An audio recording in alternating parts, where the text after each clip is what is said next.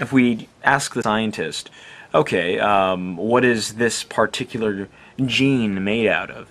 And he starts explaining into different fields. He starts getting deeper and starts explaining the anatomy behind it. And of course, this is the direction of analysis, getting deeper and deeper with, and smaller with what the thing is essentially made of, the gene. And he starts explaining how it's made up of molecules, and molecules are essentially elements and thereby atoms and smaller subatomic particles and things that are maneuvered by forces and energy and light, and they all work in these mathematical elegant ways. All of a sudden, if you pursue that even further, there's characteristically a stopping point to where the scientist there has to then gesture at the direction of the philosopher, and it no longer becomes his work, because characteristically it now becomes the jurisdiction of the philosopher in the way that the required explanation would develop into. So the moment you start asking the scientist, well, what is energy? What is matter? What is the force? No more can he explain it by giving causal relations to each other. He has to find a new ground level which is going to justify what these things are without just giving its causal interrelationships.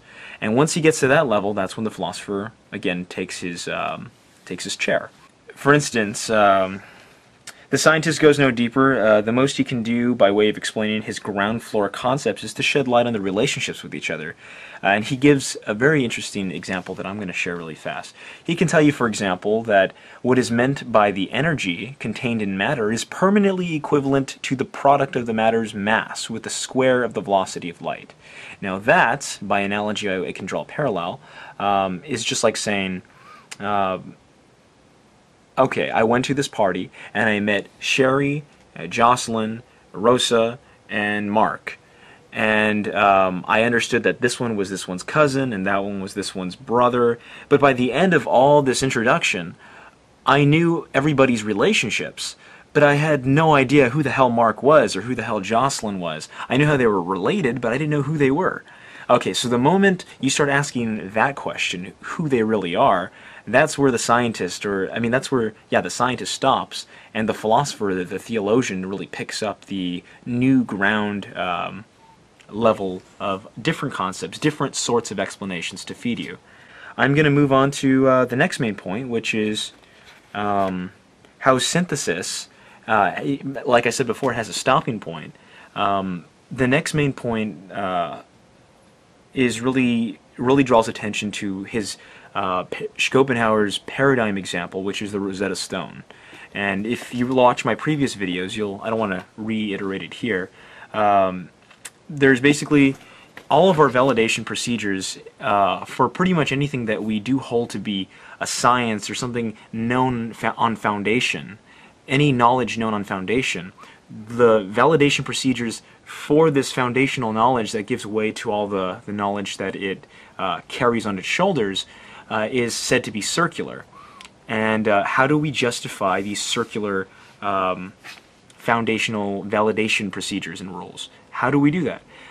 It doesn't seem at first clear that we can, because indeed it, by its very nature, is logically circular. So the main point here is that there are two possible ways, at least I can conceive of, and mentioned in this book, that people can take, and that's you can justify knowledge. You can explain why the validation procedures are reasonable to trust and take, and be said that you actually could know something and justify why you know it based on external evidence rather than the internal circularity that you're kind of maneuvering upon.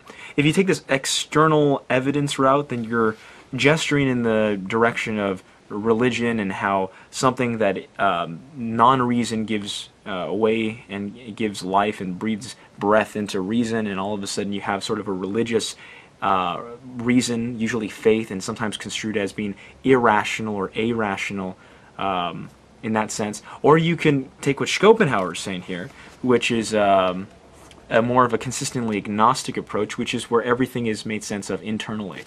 I hope I didn't reiterate too much, but that's basically the crux of synthesis and its common controversy. or I guess another main point here could be maybe the support that Schopenhauer gives for his reason for us to trust him that everything makes sense on internal evidence rather than, it's more reasonable to accept the internal rather than the external evidence just to justify and support our rules. And he says that he tries to give us 2 points, which I also do mention in the other videos, that reason can't tell us anything different other than if A, then B, and if not A, then not B. That's one point.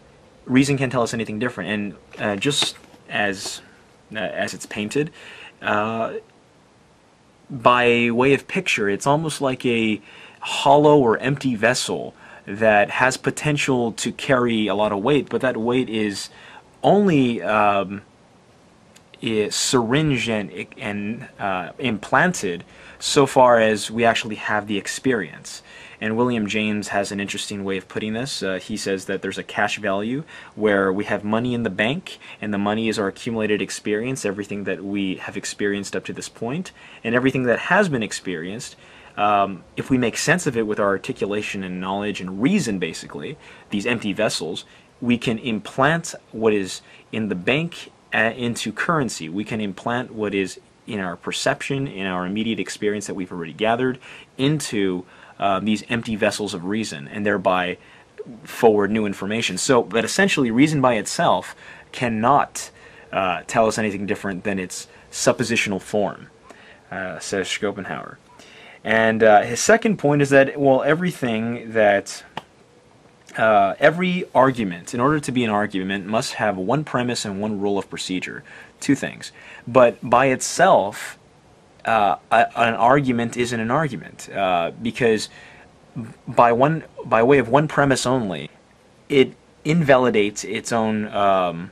It invalidates itself from becoming an argument, because of which it is the non-argument that gives rise to the argument.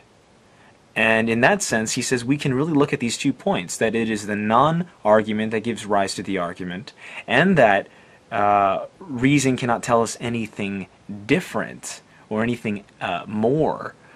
That we should understand that just the way that these 2 rules work out, we should interpret and decondition ourselves from expecting exterior things to justify the nature of foundational rules, and thereby accept internal evidence as opposed to external evidence, and that we have every reason to believe the internal evidence to be true and reasonable as opposed to the latter case.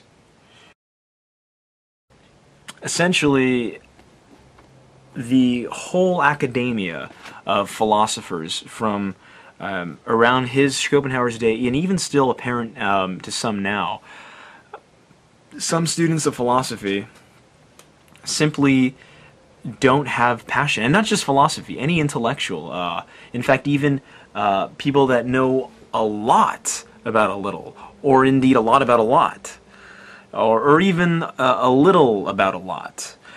Any way you put it, any amount of knowledge somebody has in a particular something, if they don't have the zeal, if they don't have the awe or the inspiration behind what it is that they're doing, they're not really true philosophers in that sense.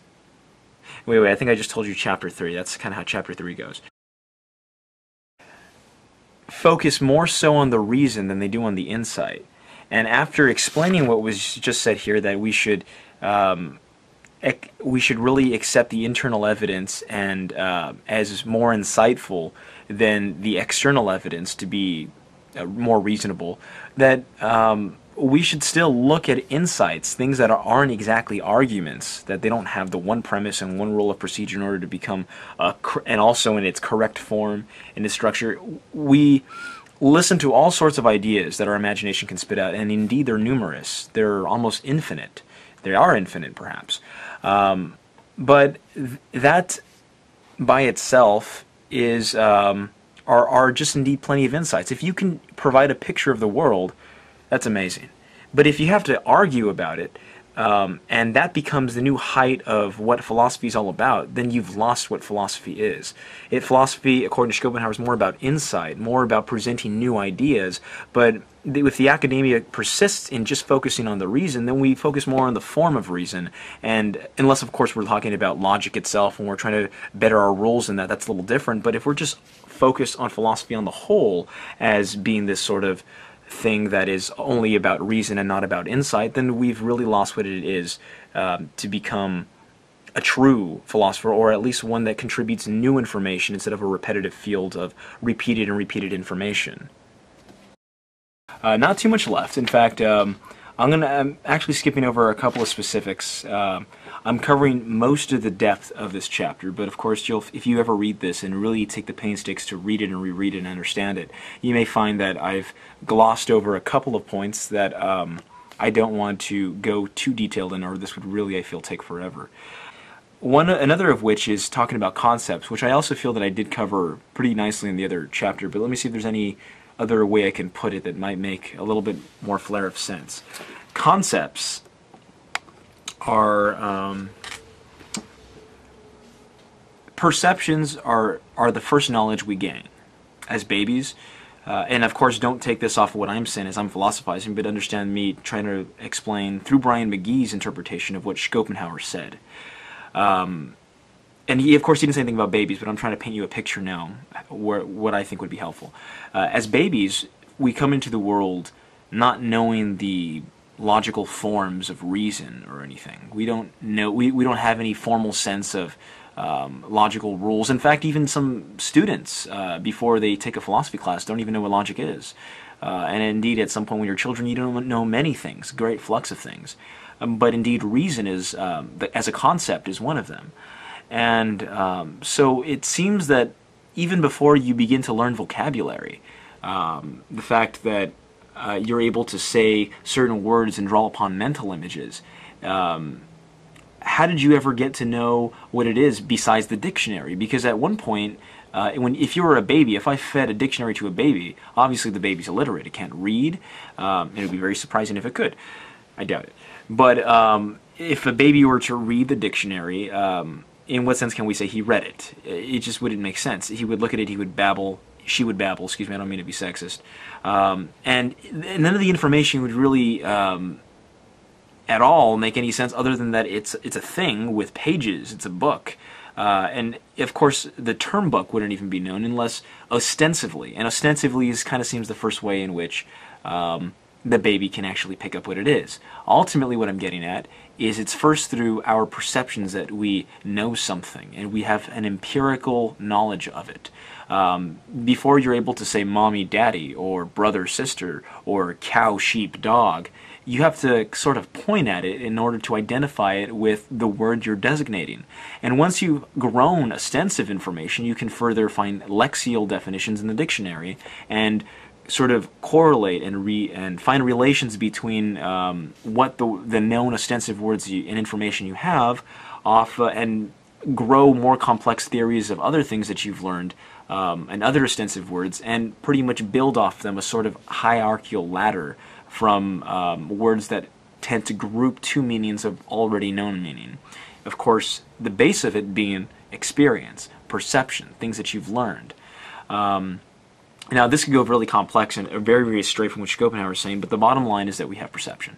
So, from this point, we understand now that Schopenhauer thinks that perception is the first sort of insight or knowledge that we have of anything. Now, that's supposed to be placed at the highest pedestal, but penultimate to it would be reason. But made sure that it's important, Schopenhauer feels, not to confuse the opposite standards, that reason is more important than our empirical knowledge of our perceptions and experiences. When we look into what reason really is, besides, of course, it being forms of empty vessels of if A, then B, if not A, then not B, if we try to understand actually, I guess, the mechanical structure of it, concepts are imperfect imprints of what things actually are. And to fill up the vessel of empty reason, we input concepts. Picture that for a second.